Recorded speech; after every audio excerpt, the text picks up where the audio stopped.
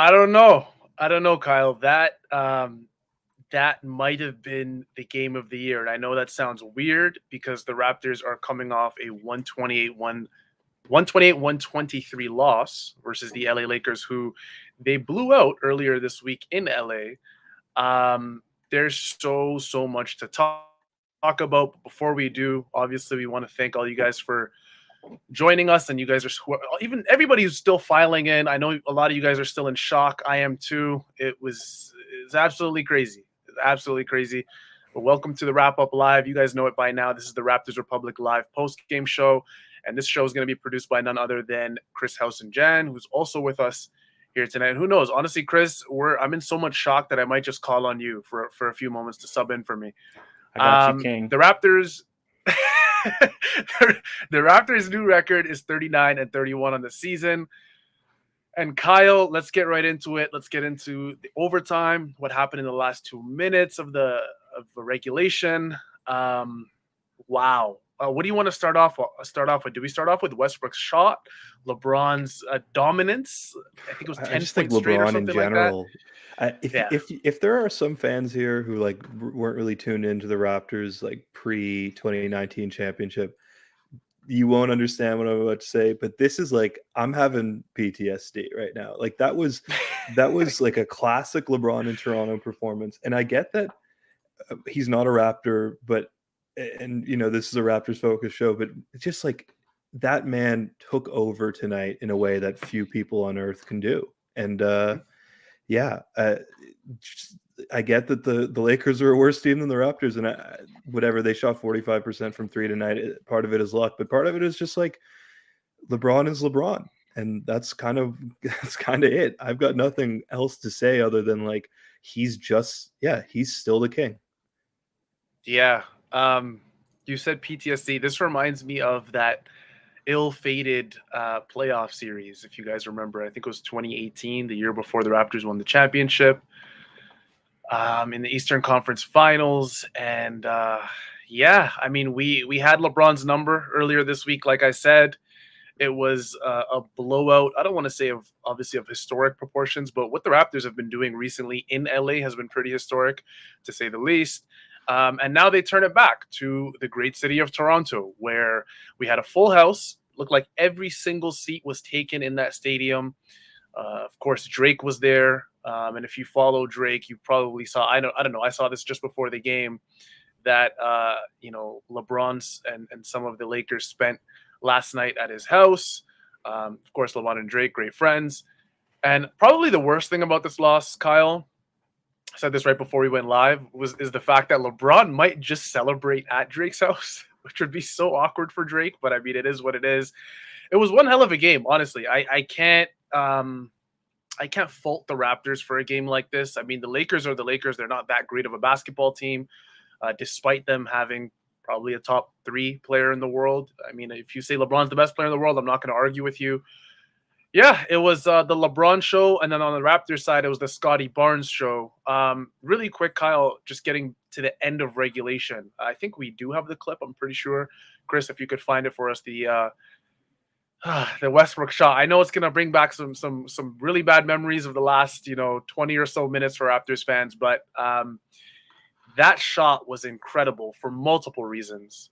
Scottie Barnes, I believe he inbounded the ball to Precious. Precious got trapped in the corner. Precious gave it up. Honestly, as soon as Precious got trapped, I thought we were finished. Russell Westbrook steals the ball, goes up court. Westbrook. He's not passing the ball in that scenario. I mean, it is what it is. And as he shouldn't, to be quite honest. Dribbles the ball. You can see Scottie Barnes trailing him. Pump fakes. The first pump fake, his foot was on the line. I know a lot of Raptors fans, before they saw the replay, they believed that it was a long 2-point shot. Lo and behold, guys, we see the replay, and Westbrook shuffles I believe it was his right foot back, and it is a 3-point shot. Kyle, your thoughts on this moment? Did you yell like I did? It only made it better that he had just like bricked in horrible fashion a 3 on the possession before, like a 3 that would have, I guess, taken the lead. Or no, would have tied the game of previous possession. And like he hit like the side slash top, like the upper left corner of the backboard, which is just hilarious. And I was laughing because he had already made 2 threes tonight to that point. I was like, oh, he had to have, like, of course that was coming. And then out of nowhere, the third three, the steal in the third three. I mean, that is like, again, this is like throwback night for the Lakers. That's like a classic sort of 2016, 17 Westbrook type of play. I don't know. I mean, it's frustrating. I want to fault Achiuwa for the pass a little bit. I think part of me is just like, just take the ball, tuck it like a football player, get fouled, and go to the line and shoot your free throws, to get up a couple of possessions. I don't really know if he needs to pass the ball back to Scottie there. I don't know if he tries to take a dribble and loses the ball. I didn't really get a good replay of it, or whether he just like got it stripped by Westbrook. But it's really frustrating that those two guys are the ones involved at the ends of regulation. It's like, get the ball to Fred or Gary, get the ball to or like even Pascal, like dudes who are familiar with this type of situation, have been around the league. You got like your two youngest and most inexperienced players on the floor handling the highest pressure moment of the game. I don't know. It kind of seems like a mistake to me. Crazy enough, we're almost 10 minutes into this live stream, and we still haven't even mentioned, Scottie Barnes and the type of game I should say that he had. He looked incredible. He was trading buckets with LeBron. There was a 2-minute stretch in which Scottie and LeBron were trading buckets back to back. Like that is ridiculous. He looks so incredible at this moment. Like I can't imagine anyone really saw this coming to this level. Yeah. I mean, he looks like a superstar. He's been playing like a superstar as of late. His proficiency around the rim has been excellent. He is a player who seems to be able to back down any player in this league. We saw him backing down LeBron a couple possessions in this game and the game in LA. I can't believe that stat line: 31 points, 17 rebounds, 6 assists, shot 21 shots and made 14 of them. My word. Scottie has almost left me, like, I have no more adjectives. I really don't. I have absolutely no more adjectives for Scottie Barnes. I don't know if you guys watching do either. We're truthfully, and I genuinely believe, Kyle, we're watching a future superstar for the Raptors. And for me, superstar has a different meaning to a lot of people. For me, the last and only superstar to play for the Raptors was Kawhi Leonard. A superstar to me is quite truthfully one of the best players in the world. And I think Scottie Barnes is on track to becoming one of the best players in the league. His last few games have been incredible. He looks unstoppable. He's doing things that I couldn't imagine he would do when we first drafted him. He had a step back mid-range jump shot in this game. He's grabbing rebounds and just running the floor like a madman and finishing on the entire Lakers team, like you see on that possession. Kyle, I don't know about you. I've run out of adjectives. I don't know where you stand on Scottie Barnes. I just want to point out this one play, Chris, if you could bring it up. This pass off the offensive rebound here. This is like some of the highest IQ instinctual playmaking. Like, it's not running a pick and roll or anything, but just like read and react playmaking. That this is like the type of thing you expect of like a 10-year veteran. He just like knows where his guy is, just picks the ball up, makes an easy pass. Like, it was this kind of stuff all night. And it's weird. Like, I think LeBron kind of captured our attention because he had that like kind of late scoring explosion, but Scottie didn't really have. I mean, he had a stretch in the fourth, but really he was kind of just steady all game. Like, a couple points here, a couple points there. Like, it's not like they were running the offense through him at any point. Like, he's just like putting up numbers. And I think, prior to this game, he was like 20 a game since the All-Star break. He'll be higher now because he had 31 tonight.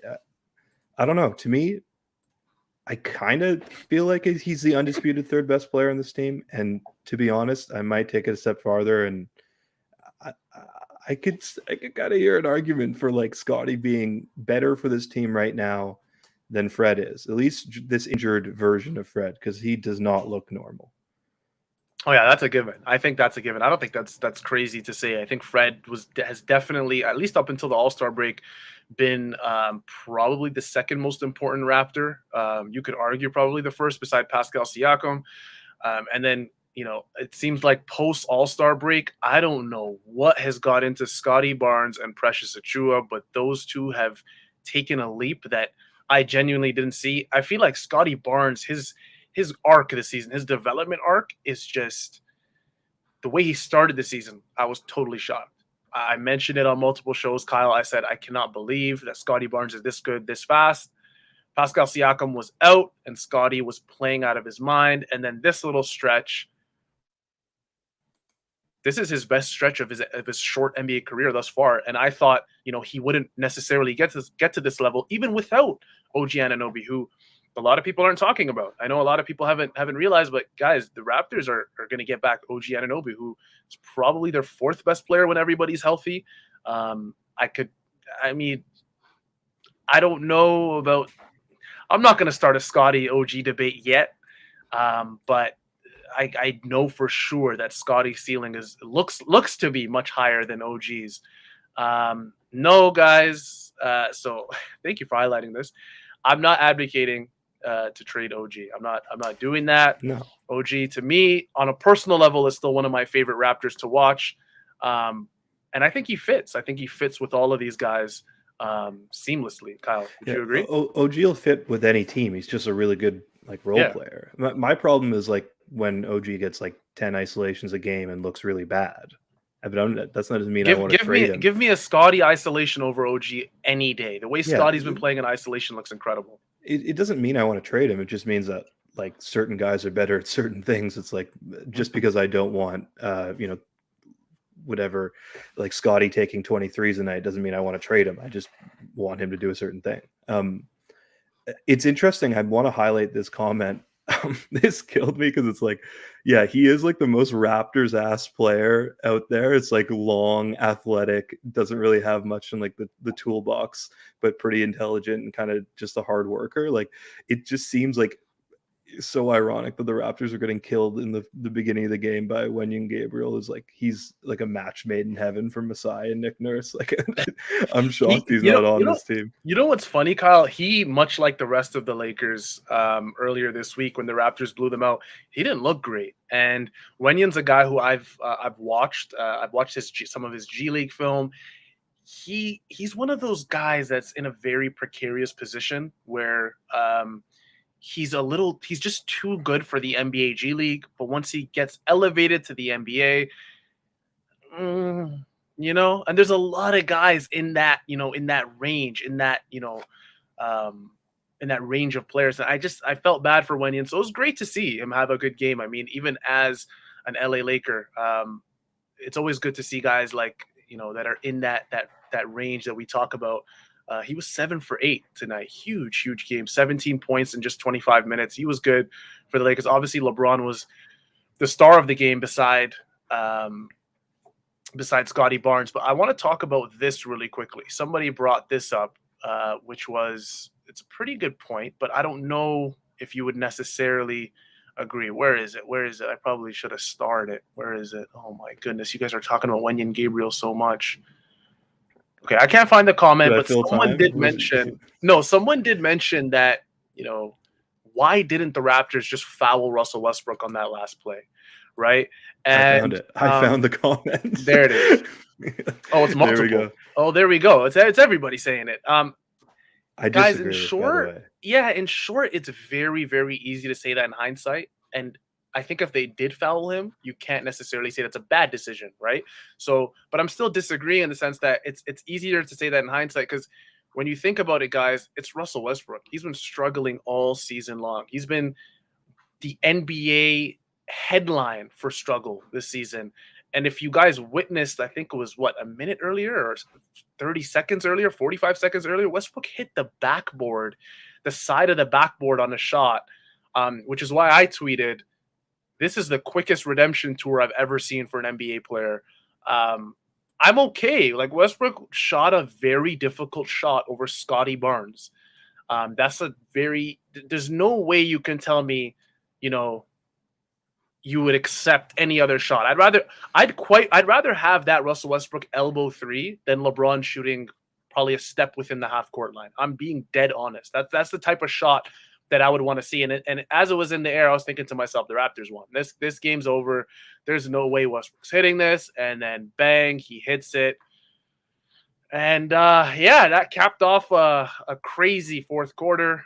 To me, like, not only do I disagree with the comment or the idea that we should have fouled Russ, I disagree to the strongest amount. If there's any single shot on the entire floor, I want the Lakers taking that moment down 3. It's like Russ taking a 3. Exactly. There's nothing else in the entire world that I would have preferred than Russ taking a 3. He just made the shot, and it's like, even when you're shooting like 20 something or low 30s from 3, it still means like, approximately the third of the time it's going to hit. But when I saw him take that, I was like, hell yeah, let's go. Game's over. For that span of 1.2 seconds, in my mind, I was just like, here we go, guys. We did it. We did it. What is it? Achiuwa, like, you've done the game theory optimal calculation to determine that 2% chance if they foul them, they're getting another possession. I don't really understand. That's how, unless you have 9%. A really advanced algorithm. I get that he's like, okay, whatever.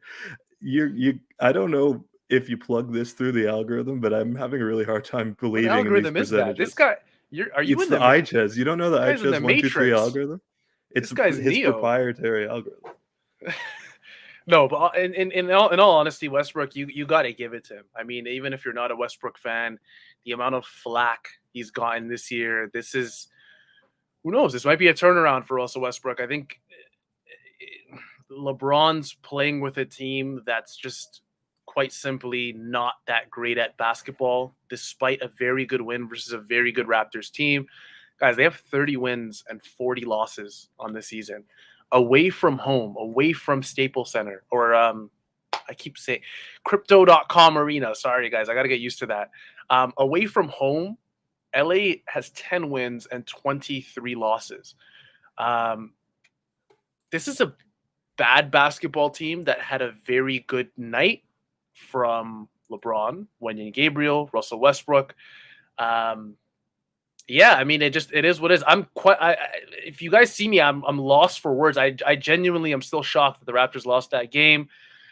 I didn't really like the play that Nick and Nurse drew up when they were down 4. I feel like the Raptors have been in that situation so many times, Kyle, where they're down 4 with 8 to 15 seconds left, and do you go for the quick 2 or do you just go for the 3?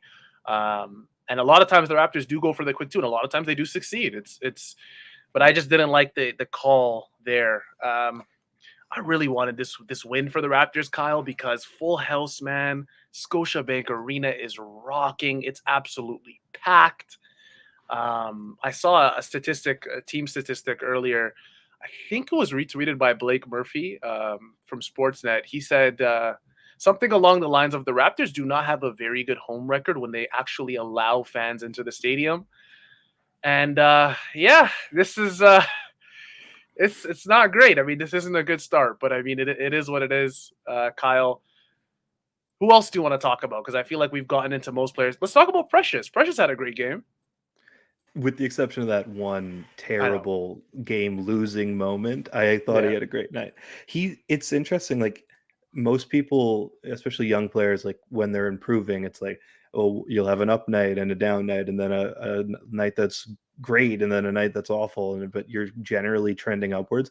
It seems like Precious is like completely linearly trending upwards. Like, every single game is better than the last. He's been better. Like, it's getting to the point where it's like, I would like to guarantee that Precious's next game is going to be better than tonight, because he's like improving not only so quickly, but just like, he's so consistent now. I'm in disbelief. I think Aiden mentioned that he wrote, our co-host on this broadcast, Aiden Moss, mentioned that he wrote a piece on the corner, like, corner threes shooting from both Precious and that. And I kind of like blew it off. This was about a month ago. I kind of blew it off as like, well, whatever. It's the sample size isn't that big, and it's only since All-Star break. But like, I gotta take that back. I think the sample size is big enough. This shot. Like, he can shoot the ball really well. Like, I'm in. Why not? I've always said, Kyle, for a guy like Precious, who I believe is 6'8", 6'9", his shooting mechanics. I know he wasn't hitting this shot.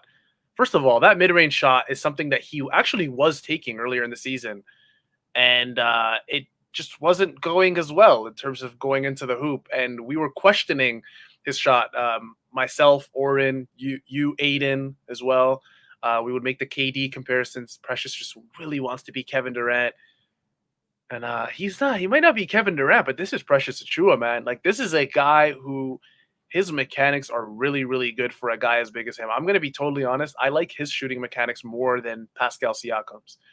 Just straight off that catch and shoot when he was sitting at the elbow and the confidence to now shoot that shot, incredible. He did miss a late 3 in the game, so I'm going to ignore the 3 for 8 3-point. I'm going to say it was 3 for 7. But I mean, regardless, if you've been following myself or really any, anybody on Raptors Twitter, you're starting to realize that Precious's shooting has taken a massive, massive jump since the Rising Stars game, where it felt like Precious was like, you know what, guys, I don't get a lot of shots with my team, and when I do, these guys look at me all weird. So I'm just going to take every shot I can take during the All-Star weekend, and this is big. I'm going to highlight Adam's comment here, and I think this is where, or at least when you let Raptors fans sit for a bit, sit on this loss and give it maybe an hour, maybe 2, maybe let them sleep over it. This is, I think, where most Raptors fans are. And yes, you want the team to be competitive. Of course, it matters. The Raptors are fighting for a playoff seed, but I mean, development over everything at this point. Because the way I think about it, Kyle, this isn't a championship team. This isn't a championship contending team. I'm not accepting losses just for the sake of accepting losses, but I think the fact that we're seeing such immense development in guys like Precious Achiuwa and Scottie Barnes, who are probably the 2 most important young Raptors on this team, it's huge. Yeah, the loss hurts. I can't highlight your comment, Hamdi. It does. It hurts a lot, but I mean, it is what it is, guys. It's LeBron. We can't say we're not used to this. It just LeBron just always does this to us. I don't know what else to say, Kyle. I don't know what else to say. Yeah, I mean, that's LeBron. So I do want to say, like, I'm gonna upgrade them from, you said, like, not a championship contender. I'm gonna put them, like, the Raptors strongly in, like, the frisky category. Like, they could be good. They could be really bad.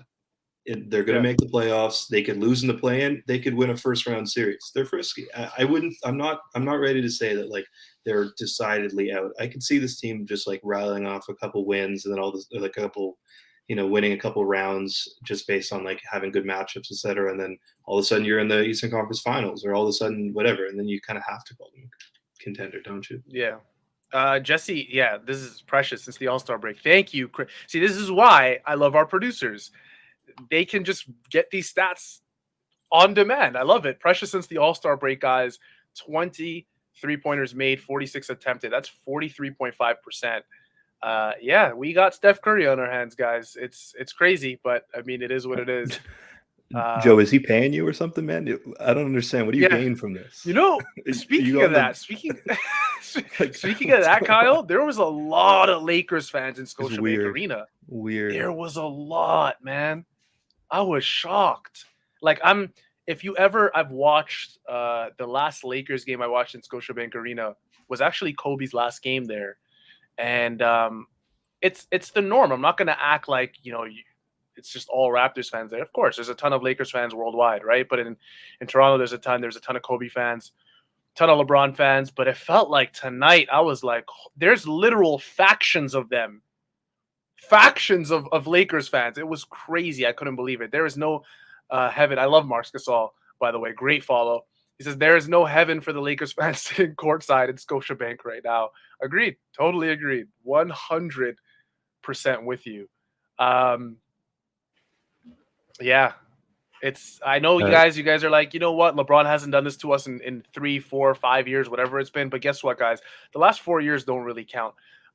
Going back to March 2020 when COVID started, nothing counts from then up until, now. So feels like a blur. It was a blur. So to be quite honest, LeBron hasn't done this to us in a year or two. Let's just minus the last 2 years completely. I just want to answer Top Shot Tesla here. Yeah, Oren's actually in the bridal. He's at the bridal path right now. He's there. He's partying with LeBron. That's why he's not on the podcast. Yeah, he's trying to get shots up on LeBron on Drake's special court. He's been trying to get on Drake's court for so long. Oren, he'll literally file a charge. Leave Drake alone. Leave LeBron alone. You're not getting into that post Lakers win party or whatever the hell's going on at Drake's house. Okay. Okay. We talked about Precious. We talked about late in the game, Scottie. I'm at the part where I've been avoiding for a while now, Kyle, but Can-Am player of the night.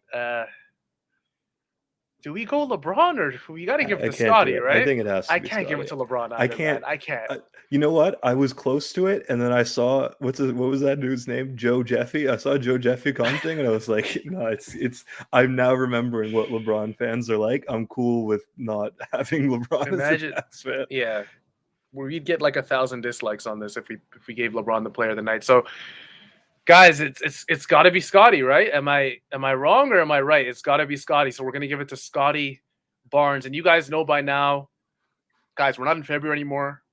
We're in March. God, just do your taxes, man. Stop. Every weekend you say next weekend. Just do your taxes, file them, and call Can-Am Tax, guys. It's at the top of the screen. Every single live show we've done this season, it's been at the top of the screen. Call VJ Vermet 416-243-2912. You could look at their Google reviews if you don't trust us. Totally understandable. I mean, if you don't trust Kyle, totally understandable. Me, totally different story. But just have to throw that in there, Kyle. Canamtax.com is where you want to go, guys, for your taxes. And yeah, that's about it, guys. I usually give Can-Am Tax a little bit more pub, but tonight I'm hurt. I'm not gonna lie to you guys. I'm a little hurt from what I witnessed in that Raptors game. I'm sure you guys are as well. Kyle, do you want to, before we get, I think, into questions, which we're going to do very quickly, because I know you got to go soon. How's your March Madness bracket looking, buddy? You know what? Like, listen, I got conned into picking Kentucky. Oh, okay. Yeah, I know. Okay. I was listening to the wrong people, but let me just quickly check in here. Everything's still up for play. Kyle, tell everybody who's ranked number 1 in our bracket. Just say it. It's okay. Yeah. So, say it. Like, it's sort of complicated because, like, at this stage, when we're on day 2, are we going by like potential points? I guess, maybe someone might be leading right now. Someone on this podcast might be leading right now, but it's the first round. It's been 2 days, so I don't know. I think I'm going to wait it out before I declare a winner. My bracket is not busted, and frankly. Fair. The fact that I'm beating Aiden is kind of enough for me. Like, I don't think I need a win. Too. If I just need to get over Aiden, I can come 5th or however many. I think we have 5 people in it. I can come 5th as long as I'm 5th and Aiden's 6th, or as long as I'm 4th and Aiden's 5th. I'm happy. I'm so happy. Yeah. How does everyone else's bracket look? Because I'm gonna be quite honest with you, Kyle. Were you the one that said Chattanooga was gonna beat? No, they were at 15 seed. You were saying close, something. Though. They were really close. I think they lost by 2 or 3 points.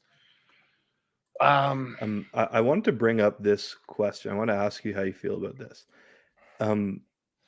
Yeah. Let me ask you first, because I got something to say about this afterwards. Would you agree with this statement?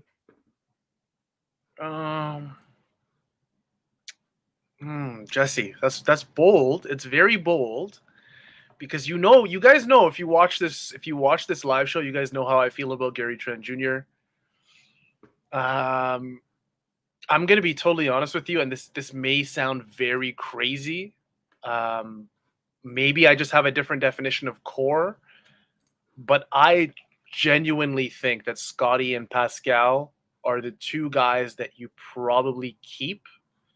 I can almost separate it by tiers. So I have Scottie and Pascal in the first tier. I have Fred in the next tier. And then I have OG and Gary in the tier after. Actually, you know what? Add Precious to that third tier as well because Precious has been going crazy. But things can change, guys. Do not hold me to this. Things can change. As of now, the most important Raptor in terms of trade value has to be Scottie Barnes. Like I said, I see a future superstar in Scottie. I see a future All NBA first teamer in Scottie. You can call me crazy. I genuinely don't care. I think Scottie is going to be a top 10 player in the world at some point in his career. Um, yeah, I Yeah, mean it depends. If a Kawhi level trade comes along, I'm keeping everybody probably but Scotty and Pascal. I think everybody can go at that point. yeah. To me, to be completely honest, I think I'm of the opinion that like the only person who's truly untradeable is Scottie Barnes. Everyone else, like once you start expanding it, it's like there's not that much difference between like Pascal, who I would consider to be the second biggest asset on this team, and like even Precious, because they're sort of in the same range. Like Scottie's just another tier. Like he's, I don't know. To me, like he's the guy this team should be building around. And that's no disrespect to everyone else in the team, but it's like to call uh like OG or Gary or Fred untouchable in a trade. Like right now, OKC comes to you and says like, "Oh, we'll give you SGA for Fred VanVleet." Like, yeah, Don't tempt me. absolutely, Stop. give me that. Stop. Do not What are you tempt talking me. about? So that's I what I love mean. So like, SGA.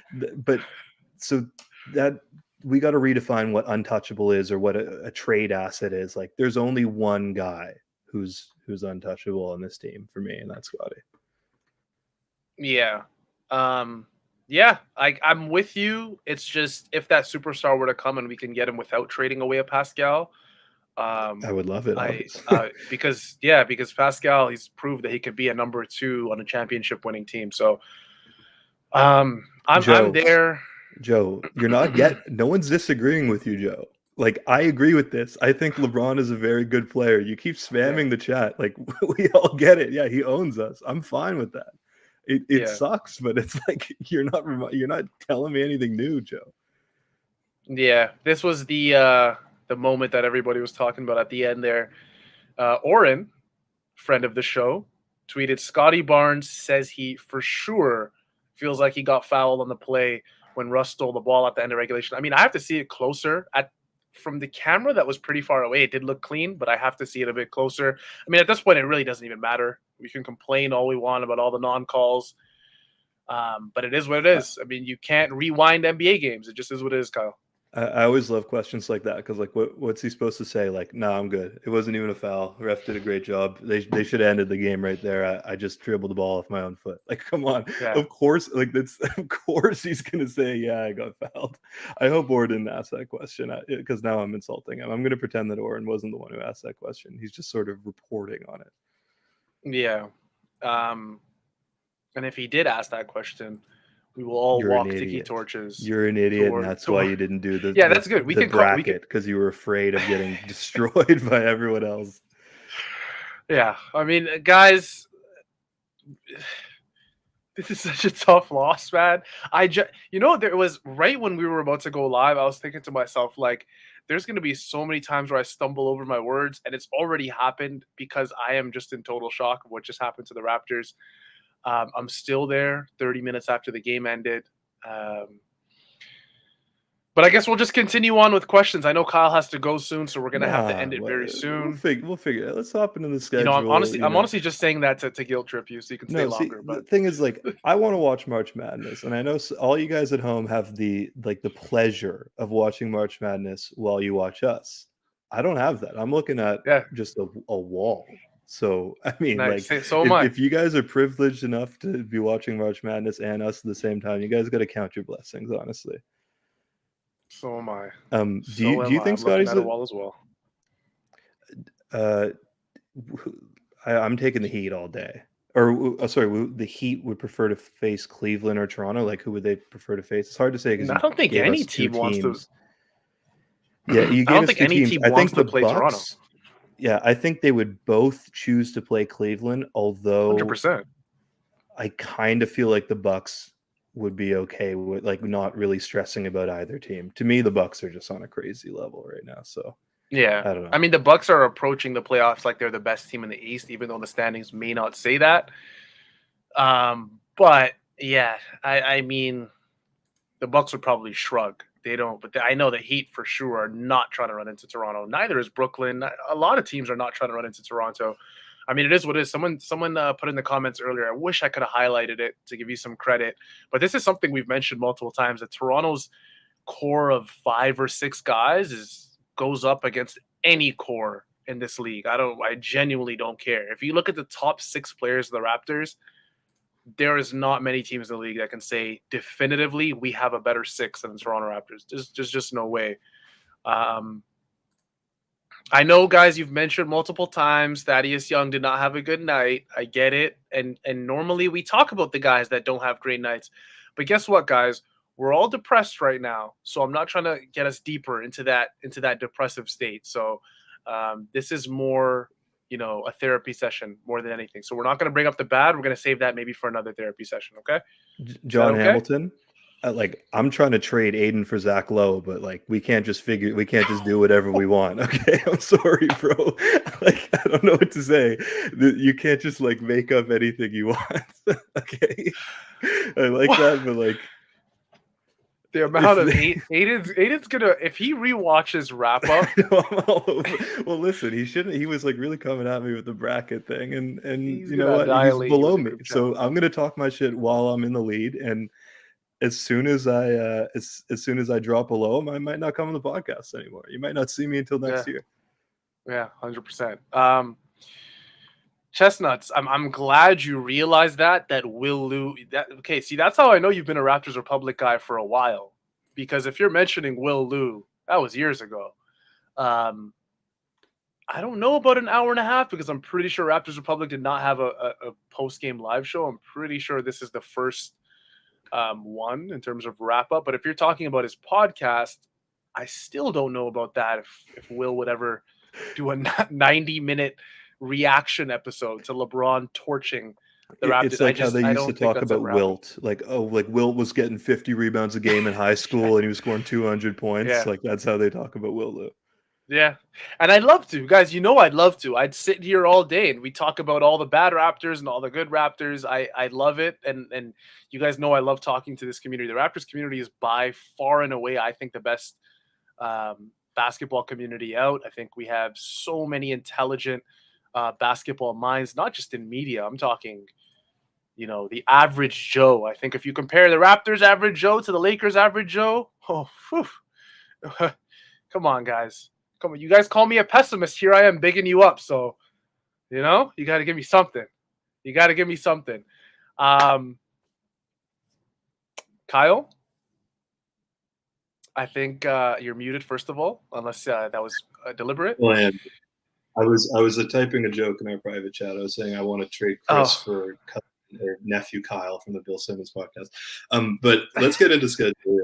Look at the let's look at the future schedule. What do we got here? So the Lakers was tonight, Friday night, and then we got, this is where it gets tough. See, this is what we were talking about right after this little Western Conference road trip. The Raptors come back to Toronto, to play LA.